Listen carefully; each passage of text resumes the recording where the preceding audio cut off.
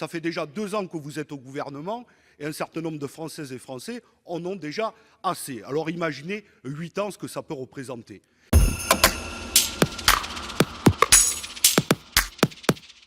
Je viens ce matin vous parler de mon beau département de la Seine-Saint-Denis et d'une question de discrimination territoriale, celui de l'accès au transport pour les habitants et les habitantes de la Seine-Saint-Denis. Il y a beaucoup de choses à dire. La ligne 12 et les 2 stations de métro sont repoussées sans cesse. On nous annonce un calendrier retardé pour la ligne 15, 16 et 17, sauf pour le Bourget qui desservira évidemment pour les Jeux Olympiques, mais après pour désenclaver nos territoires, on verra. Et puis il y a surtout la question du RER B.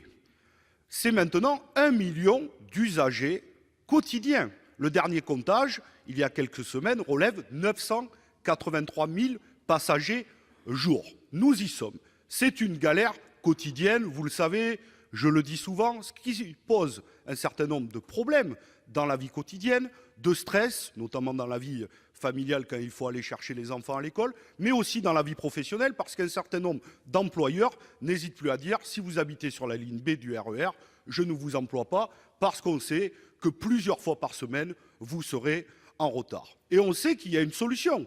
Ça serait par exemple rehausser les ponts, ce qui permettrait de pouvoir avoir des rames à double étage. Il faudrait doubler le tunnel du Châtelet ou finir le bouclage entre Mitry et l'aéroport Charles de Gaulle, ce qui permettrait de fluidifier le trafic. Mais à chaque fois qu'on vous dit ça, vous nous dites « il n'y a pas d'argent ». Mais alors là, il y a eu une interview de 2 responsables de la SNCF qui nous disent « maintenant, ça sera 8 ans de galère pour les usagers du RER B ». Je le dis, 8 ans, c'est une tranche de vie. Ça fait déjà 2 ans que vous êtes au gouvernement et un certain nombre de Françaises et Français en ont déjà assez. Alors imaginez 8 ans ce que ça peut représenter. Et là, maintenant, le pompon est atteint, le Charles de Gaulle Express, ce train pour les riches, qu'il fallait s'empresser de commencer les travaux parce que vous imaginez privatiser l'aéroport de Paris.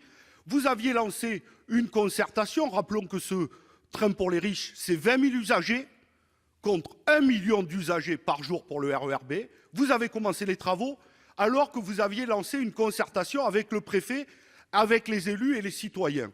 La concertation n'est pas finie, que vous avez lancé les travaux, et quand un certain nombre de citoyens et la maire de Mitry, Charlotte Blandiot-Farid, se mobilisent, la seule réponse qui est apportée, c'est celle d'envoyer les CRS pour les déloger.